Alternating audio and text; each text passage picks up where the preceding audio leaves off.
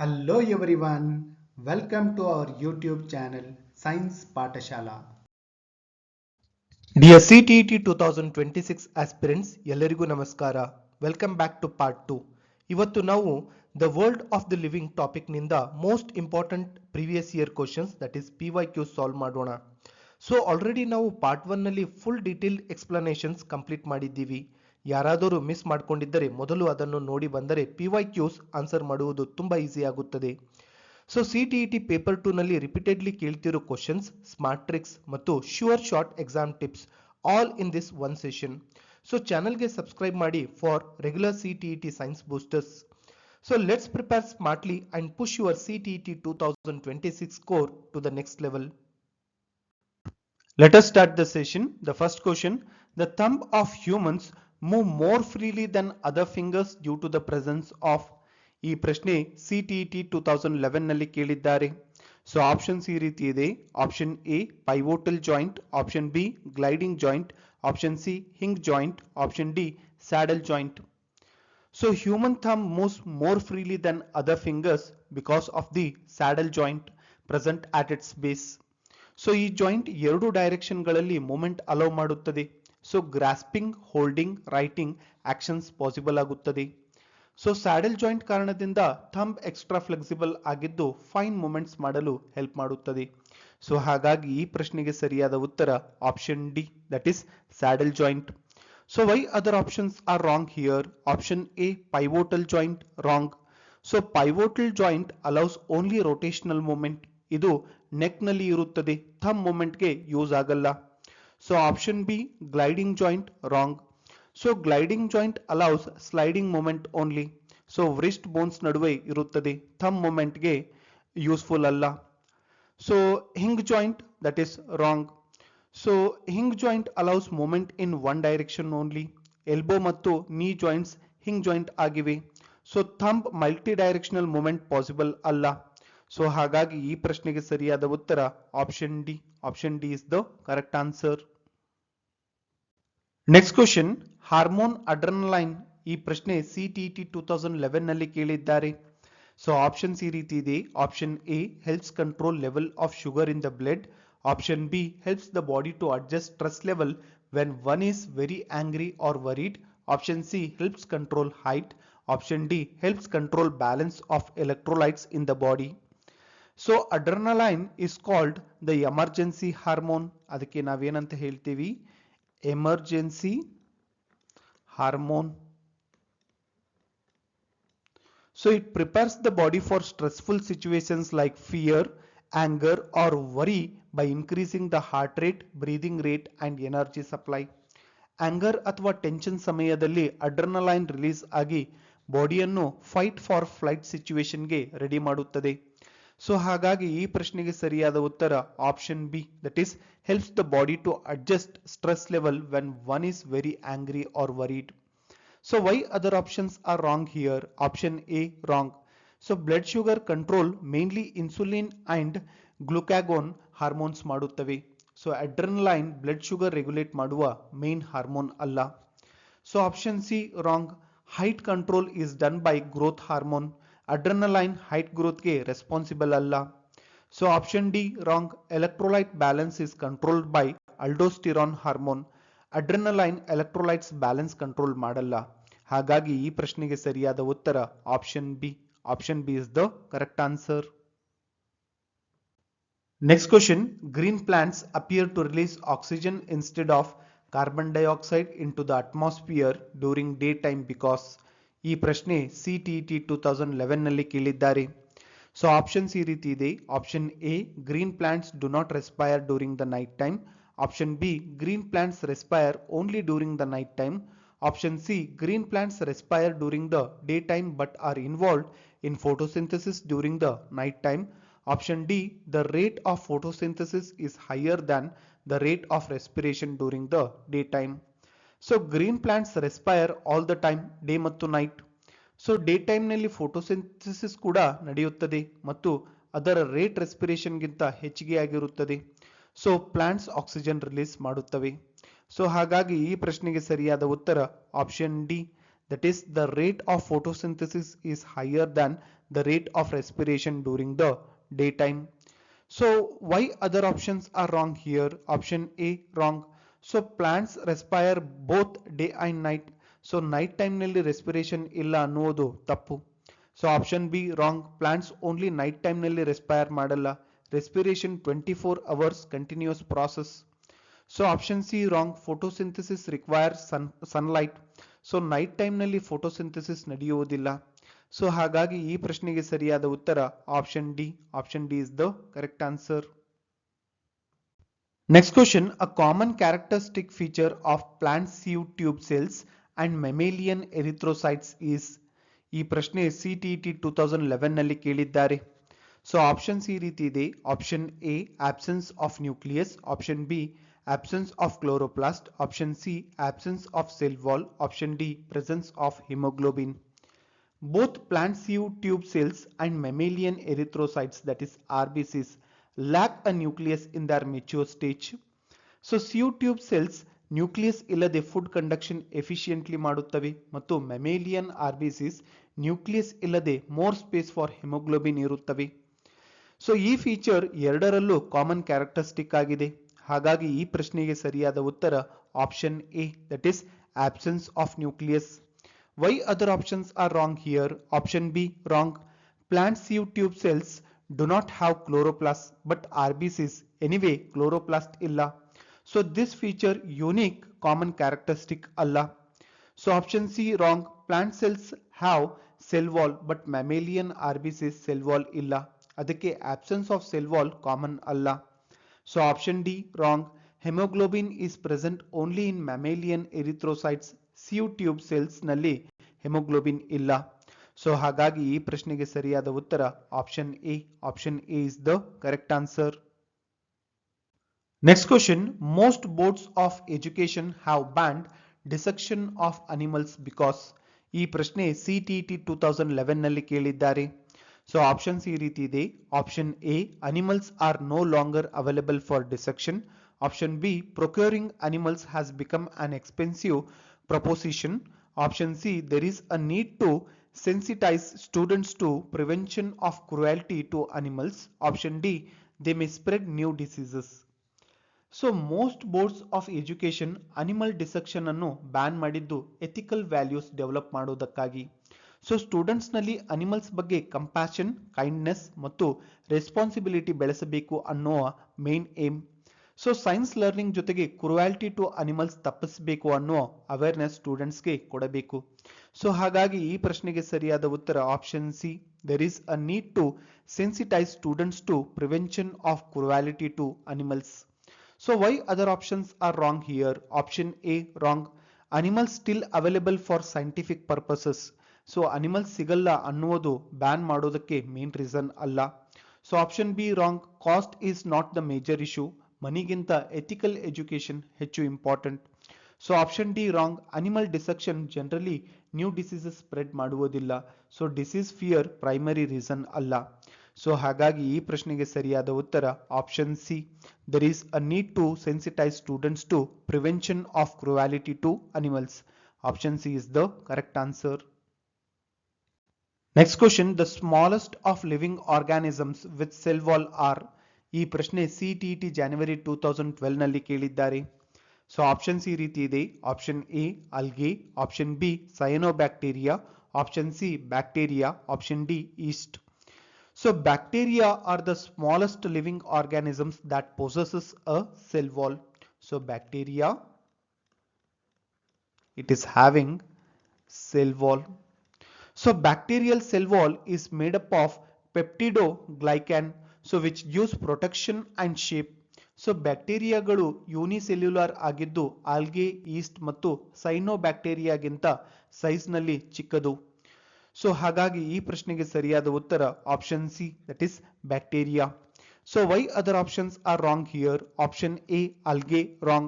So algae are generally larger organisms and many are multicellular. Algae size ನಲ್ಲಿ ಬ್ಯಾಕ್ಟೀರಿಯಾಗಿಂತ ದೊಡ್ಡದು. So option B cyanobacteria wrong. So cyanobacteria also have cell wall but they are larger than true bacteria. ಅದಕ್ಕೆ smallest ಕ್ಯಾಟಗರಿಗೆ ಸೇರಲ್ಲ. So option D, yeast, wrong. So yeast is a eukaryotic fungus and much larger in size. So yeast ಬ್ಯಾಕ್ಟೀರಿಯಾಗಿಂತ ಬಹಳ ದೊಡ್ಡದು. So ಹಾಗಾಗಿ ಈ ಪ್ರಶ್ನೆಗೆ ಸರಿಯಾದ ಉತ್ತರ option C, that is bacteria.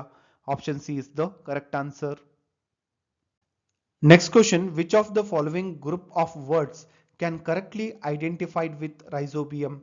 ಈ ಪ್ರಶ್ನೆ CTT January 2012 ನಲ್ಲಿ ಕೇಳಿದ್ದಾರೆ. ಸೊ ಆಪ್ಷನ್ಸ್ ಈ ರೀತಿ ಇದೆ. Option A, leguminous plants, symbiotic, stem nodes. Option B, root nodules, picture plant, nitrogen deficient soil. Option C, nitrogen fixation, root nodules, leguminous plants. Option D, root of legumes, parasite, soluble nitrogen compounds. So rhizobium ಒಂದು bacterium ಆಗಿದ್ದು leguminous plants root ನಲ್ಲಿ root nodules ಒಳಗೆ ಜೀವಿಸುತ್ತದೆ. So that is rhizobium. So ಯಾವ್ದು ಬರ್ತದೆ? So root nodules. So next, ಇದು atmospheric nitrogen ಅನ್ನು fix ಮಾಡಿ ಪ್ಲಾಂಟ್ಸ್ಗೆ ಉಪಯೋಗವಾಗುವ ನೈಟ್ರೋಜನ್ ಕಂಪೌಂಡ್ಸ್ ಆಗಿ ಕನ್ವರ್ಟ್ ಮಾಡುತ್ತದೆ. So that is nitrogen fixation. Okay. So rhizobium ಮತ್ತು ಲೆಗ್ಯುಮಿನಸ್ ಪ್ಲಾಂಟ್ಸ್ ನಡುವೆ ಸಿಂಬಯೋಟಿಕ್ ರಿಲೇಶನ್ಶಿಪ್ ಇರುತ್ತದೆ. ಇದರಿಂದ ಸಾಯಿಲ್ ಫರ್ಟಿಲಿಟಿ ಹೆಚ್ಚುತ್ತದೆ. ಸೊ ಇಲ್ಲಿ ಯಾವ್ದು ಬರ್ತದೆ? So leguminous plants. ಸೊ ಹಾಗಾಗಿ ಈ ಪ್ರಶ್ನೆಗೆ ಸರಿಯಾದ ಉತ್ತರ option C, that is nitrogen fixation, root nodules, leguminous plants. So why other options are wrong here? Option A, wrong. So rhizobium stem nodes ನಲ್ಲಿ ಇರಲ್ಲ, ಅದು root nodules ನಲ್ಲಿ ಮಾತ್ರ ಇರುತ್ತದೆ. Stem nodes ಮೆನ್ಷನ್ ಮಾಡಿರುವುದು ತಪ್ಪು. So option B, wrong. So pitcher plant ಒಂದು insectivorous plants. So pitcher plant ಮತ್ತು rhizobium ನಡುವೆ ಯಾವುದೇ ಡೈರೆಕ್ಟ್ ರಿಲೇಷನ್ ಇಲ್ಲ. So option D, wrong. Rhizobium ಒಂದು ಪ್ಯಾರಾಸೈಟ್ ಅಲ್ಲ, ಅದು ಸಿಂಬಯೋಟಿಕ್ ಬ್ಯಾಕ್ಟೀರಿಯಂ. ಸೊ ಪ್ಯಾರಾಸೈಟ್ ಅನ್ನುವ ಪದ ಇಲ್ಲಿ ಇನ್ಕರೆಕ್ಟ್. ಸೊ ಹಾಗಾಗಿ ಈ ಪ್ರಶ್ನೆಗೆ ಸರಿಯಾದ ಉತ್ತರ option C. Option C is the correct answer. Next question, the minerals that are required in the right amount for proper functioning of muscles R. ಈ ಪ್ರಶ್ನೆ CTT January 2012 ನಲ್ಲಿ ಕೇಳಿದ್ದಾರೆ. ಸೊ ಆಪ್ಷನ್ಸ್ ಈ ರೀತಿ ಇದೆ. Option A, iron and iodine. Option B, iron and calcium. Option C, sodium and potassium. Option D, iodine and fluorine. So sodium, that is sodium Na+ and potassium, that is K+. They are the very important minerals for proper muscle contraction and relaxation. So muscle cell ನಲ್ಲಿ electrical impulses transmit ಆಗಲು sodium potassium balance ಅಗತ್ಯ. So ಈ minerals right amount ನಲ್ಲಿ ಇದ್ದಾಗ muscle smoothly function ಆಗುತ್ತದೆ. So ಹಾಗಾಗಿ ಈ ಪ್ರಶ್ನೆಗೆ ಸರಿಯಾದ ಉತ್ತರ option C, that is sodium and potassium. So why other options are wrong here? Option A, iron and iodine, wrong. So iron haemoglobin ಫಾರ್ಮೇಷನ್ಗೆ, ಅಯೋಡಿನ್ ಥೈರಾಯ್ಡ್ ಹಾರ್ಮೋನ್ಗೆ ಬೇಕು. ಸೊ ಮಸಲ್ ಫಂಕ್ಷನ್ಗೆ ಡೈರೆಕ್ಟ್ ರೋಲ್ ಇಲ್ಲ. So option B, iron and calcium, wrong. So calcium ಮಸಲ್ಸ್ಗೆ important ಆದರೂ iron muscle ಕಾಂಟ್ರಾಕ್ಷನ್ಗೆ primary mineral ಅಲ್ಲ. So pair correct ಇಲ್ಲ. So option D, that is iodine and fluorine, wrong. So iodine thyroid control ಮಾಡುತ್ತದೆ, fluorine ಟೀತ್ಗೆ related. So muscle function ಜೊತೆ direct connection ಇಲ್ಲ. So ಹಾಗಾಗಿ ಈ ಪ್ರಶ್ನೆಗೆ ಸರಿಯಾದ ಉತ್ತರ option C, that is sodium and potassium. Option C is the correct answer. Next question, the gas which forms carboxyhaemoglobin in the blood causing suffocation is. ಈ ಪ್ರಶ್ನೆ CTT January 2012 ನಲ್ಲಿ ಕೇಳಿದ್ದಾರೆ. ಸೊ ಆಪ್ಷನ್ಸ್ ಈ ರೀತಿ ಇದೆ. Option A, nitrogen. Option B, carbon dioxide. Option C, chlorofluorocarbon. Option D, carbon monoxide. So carbon monoxide, that is CO. So it is a highly poisonous gas that combines with hemoglobin. So to form carboxy hemoglobin, in form ಮಾಡ್ತದೆ ಇದು carboxy hemoglobin. So what happens here? CO hemoglobin ಜೊತೆಗೆ oxygen ಗಿಂತ 200 times ಹೆಚ್ಚು strongly bind ಆಗುತ್ತದೆ. So oxygen transport reduce ಆಗುತ್ತದೆ. So ಈ ಕಾರಣದಿಂದ ಟಿಶ್ಯೂಸ್ಗೆ oxygen ಸಿಗದೆ ಸಫೋಕೇಶನ್ ಆಗುತ್ತದೆ. ಸೊ ಹಾಗಾಗಿ ಈ ಪ್ರಶ್ನೆಗೆ ಸರಿಯಾದ ಉತ್ತರ option D, that is carbon monoxide. So why other options are wrong here? Option A, nitrogen, wrong. So nitrogen atmosphere ನಲ್ಲಿ ನಾರ್ಮಲ್ ಗ್ಯಾಸ್. ಸೊ ಹೆಮೋಗ್ಲೋಬಿನ್ ಜೊತೆ ಬೈಂಡ್ ಆಗಲ್ಲ, ಸಫೋಕೇಶನ್ ಕಾಸ್ ಮಾಡಲ್ಲ. So option B, carbon dioxide, wrong. So CO2 respiration by product, it does not form carboxyhaemoglobin. So option C, chlorofluorocarbon, wrong. CFCs ಎನ್ವಿರಾನ್ಮೆಂಟ್ಗೆ harmful, blood haemoglobin ಜೊತೆಗೆ combine ಆಗುವುದಿಲ್ಲ. So ಹಾಗಾಗಿ ಈ ಪ್ರಶ್ನೆಗೆ ಸರಿಯಾದ ಉತ್ತರ option D, that is carbon monoxide. Option D is the correct answer. Next question, for the conservation of forests, a successful strategy is essential. This strategy should involve. So ಈ ಪ್ರಶ್ನೆ CTET November 2012 ನಲ್ಲಿ ಕೇಳಿದ್ದಾರೆ. So options ಈ ರೀತಿ ಇದೆ. Option A, protection of animals at highest trophic level, that is top carnivores as they depend directly on herbivores. So option B, comprehensive program for protection of all the physical and biological components of forests. So option C, protection of herbivores. Option D, protection of consumers. So forest conservation successful ಆಗಬೇಕೆಂದರೆ trees ಮಾತ್ರ ಅಲ್ಲ, forest ecosystem ನಲ್ಲಿರುವ all components, that is soil, water, climate, plants, animals, microorganisms ಎಲ್ಲವನ್ನು protect ಮಾಡಬೇಕು. So forest ಒಂದು complete ecosystem ಆಗಿದ್ದು physical components ಮತ್ತು biological components ಎರಡೂ ಇಂಟರ್ ಕನೆಕ್ಟೆಡ್ ಆಗಿವೆ. ಸೊ ಅದಕ್ಕಾಗಿ ಕಾಂಪ್ರಿಹೆನ್ಸಿವ್ ಪ್ರೊಟೆಕ್ಷನ್ ಪ್ರೋಗ್ರಾಮ್ ಅತ್ಯಂತ ಇಂಪಾರ್ಟೆಂಟ್. ಸೊ ಹಾಗಾಗಿ ಈ ಪ್ರಶ್ನೆಗೆ ಸರಿಯಾದ ಉತ್ತರ option B, that is comprehensive programme for protection of all the physical and biological components of forests. So why other options are wrong here? Option A, wrong. Only top carnivores protect ಮಾಡಿದರೆ forest conserve ಆಗಲ್ಲ. So forest ಬ್ಯಾಲೆನ್ಸ್ಗೆ all trophic levels important. So option C, wrong. Herbivores ಮಾತ್ರ protect ಮಾಡಿದರೆ ecosystem complete ಆಗುವುದಿಲ್ಲ. Plant decomposers ಇಲ್ಲದೆ forest survive ಆಗಲ್ಲ. So option D, wrong. Consumers alone conservation strategy ಆಗುವುದಿಲ್ಲ. Producers ಮತ್ತು ಡಿಕಂಪೋಸರ್ಸ್ ಕೂಡ ಈಕ್ವಲಿ ಇಂಪಾರ್ಟೆಂಟ್. ಸೊ ಹಾಗಾಗಿ ಈ ಪ್ರಶ್ನೆಗೆ ಸರಿಯಾದ ಉತ್ತರ option B. Option B is the correct answer. Next question, the correct sequence of complex processes involved in the digestion of food is. ಈ ಪ್ರಶ್ನೆ CTET ನವೆಂಬರ್ 2012 ನಲ್ಲಿ ಕೇಳಿದ್ದಾರೆ. ಸೊ ಆಪ್ಷನ್ಸ್ ಈ ರೀತಿ ಇದೆ. Option A, ingestion to assimilation, assimilation to absorption, absorption to digestion, digestion to egestion. So option B, ingestion to absorption, absorption to digestion, digestion to assimilation, assimilation to egestion. So option C, ingestion to digestion, digestion to absorption, absorption to assimilation, assimilation to egestion.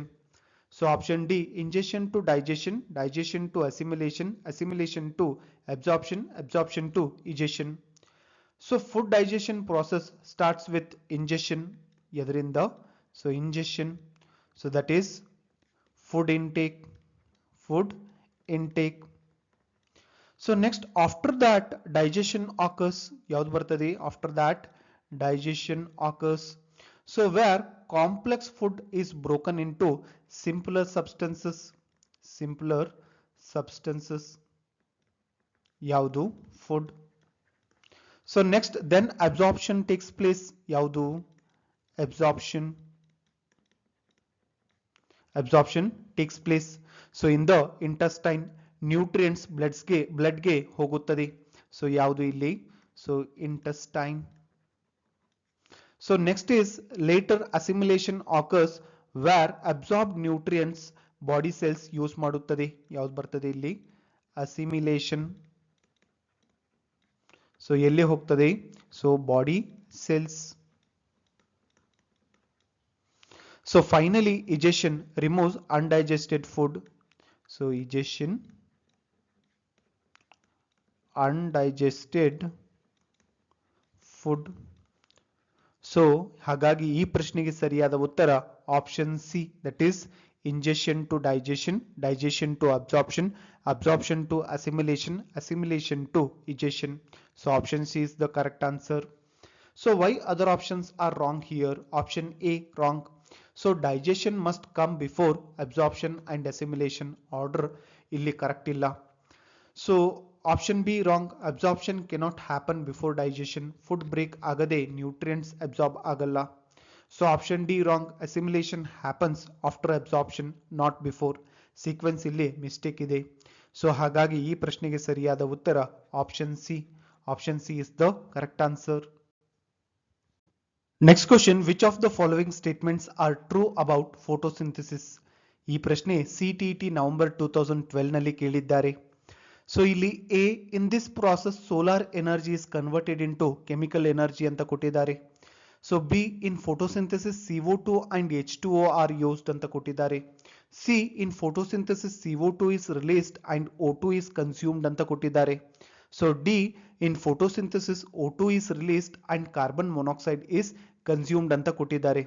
So options ಈ ರೀತಿ ಇದೆ. Option A and D, option B A and B, option C B and C, option D C and D. So photosynthesis ನಲ್ಲಿ solar energy that is chemical energy ಆಗಿ convert ಆಗುತ್ತದೆ, which is stored in food that is in the form of glucose. So ಈ process ನಲ್ಲಿ plants carbon dioxide that is CO2 ಮತ್ತು water H2O use ಮಾಡುತ್ತದೆ. So statement A and B are correct. Statement A and B are correct. So why other options are wrong here? ಇಲ್ಲಿ ಯಾವ option correct ಆಗ್ತದೆ? Option B, that is statement A and B are correct. So why other options are not correct here? Statement C. So wrong. Photosynthesis ನಲ್ಲಿ CO2 release ಆಗಲ್ಲ. So actually CO2 consume ಆಗುತ್ತದೆ, O2 release ಆಗುತ್ತದೆ. So statement D wrong. So carbon monoxide photosynthesis ನಲ್ಲಿ use ಆಗುವುದಿಲ್ಲ. So plants oxygen release ಮಾಡುತ್ತವೆ, not consume. So why other options are wrong here? So option A and D wrong. D statement itself it is incorrect. So option C B and C wrong. So C is wrong because CO2 is not released. Option D C and D wrong. Both statements are scientifically incorrect. So ಹಾಗಾಗಿ ಈ ಪ್ರಶ್ನೆಗೆ ಸರಿಯಾದ ಉತ್ತರ option B. So option B is the correct answer. Next question, study the following statements about villi. So ಈ ಪ್ರಶ್ನೆ CTET November 2012 ನಲ್ಲಿ ಕೇಳಿದ್ದಾರೆ. So ಇಲ್ಲಿ A, they are finger like projections. B, they have very thin walls. C, they have small pores through which food can pass easily. D, they have a network of thin and small blood vessels close to the surface ಅಂತ ಕೊಟ್ಟಿದ್ದಾರೆ. The statements which enable the villi to absorb digested food are. So options ಈ ರೀತಿ ಇದೆ. Option A D A and B, option B A B and C, option C B C and D, option D C D and A. So villi are finger like projections. Villi are finger like projections present in the small intestine that increase surface area for absorption. So ಅವುಗಳಿಗೆ very thin walls ಇರುತ್ತದೆ. So thin walls ಇರುತ್ತದೆ. So digested food easily pass ಆಗುತ್ತದೆ. So ವಿಲೈ surface ಹತ್ತಿರ thin blood vessels that is capillary network ಇರುತ್ತದೆ. So ಏನದು? So ಇಲ್ಲಿ ಏನಿರ್ತದೆ? Thin and small blood vessels. So capillaries network ಇರುತ್ತದೆ. ಸೊ ಅಬ್ಸಾರ್ಬ್ ನ್ಯೂಟ್ರಿಯೆಂಟ್ಸ್ ಬ್ಲಡ್ಗೆ ಕ್ವಿಕ್ಲಿ ಹೋಗಲು help ಮಾಡುತ್ತದೆ. So statement A B and D enable absorption. So ಈ ಪ್ರಶ್ನೆಗೆ ಸರಿಯಾದ ಉತ್ತರ option A, that is D A and B. It is the correct answer. So why other statements are not correct here? So statement C wrong. ಸೊ villi do not have small pores. So absorption happens due to thin walls and capillaries. Pores ಮೂಲಕ ಅಲ್ಲ. So why other options are wrong here? Option B A B and C wrong. Statement C it is incorrect. So option C wrong, that is B C and D wrong. Again C wrong here. So option D C D and A wrong. So C incorrect. So option it is wrong. So ಹಾಗಾಗಿ ಈ ಪ್ರಶ್ನೆಗೆ ಸರಿಯಾದ ಉತ್ತರ option A, that is D A and B. Option A is the correct answer. So friends, ಇವತ್ತಿನ PYQ solving session ನಿಮಗೆ the world of living ಟಾಪಿಕ್ನ CTET question pattern clearly ಅರ್ಥ ಮಾಡಿಸಿರಬೇಕು. So previous year question practice ಅಂದರೆ concepts apply ಮಾಡೋ clarity, repeated questions identify ಮಾಡೋ confidence, paper to scoring improve ಮಾಡೋ smart strategy. So already ನಾವು part 1 ನಲ್ಲಿ ಫುಲ್ ಡೀಟೇಲ್ಡ್ ಕಂಟೆಂಟ್ ಕವರ್ ಮಾಡಿದ್ದೀವಿ. ಸೊ ಮತ್ತು ಪಾರ್ಟ್ 3 ಸೆಷನ್ ಕೂಡ ಬಹಳ ಬೇಗ ಅಪ್ಲೋಡ್ ಮಾಡ್ತೀವಿ. ಸೊ ಅಲ್ಲಿ 2011 ಟು 2024 PYQs ಇಂದ ಇನ್ನೂ ಮೋರ್ MCQs ಸಾಲ್ವ್ ಮಾಡಿ ಎಕ್ಸಾಮ್ ಓರಿಯೆಂಟೆಡ್ ಪ್ರಾಕ್ಟೀಸ್ ಕೊಡ್ತೀವಿ. ಸೊ ಸೆಷನ್ ಯೂಸ್ಫುಲ್ ಅನಿಸಿದರೆ ಲೈಕ್ ಮಾಡಿ, ಶೇರ್ ಮಾಡಿ ಮತ್ತು ಪಾರ್ಟ್ 3 ಮಿಸ್ ಆಗಬಾರ್ದೆಂದರೆ ಚಾನೆಲ್ಗೆ ಸಬ್ಸ್ಕ್ರೈಬ್ ಮಾಡ್ಕೊಳ್ಳಿ. All the best for CTET 2026. Keep practising, keep improving. Thank you for watching science Pathshala.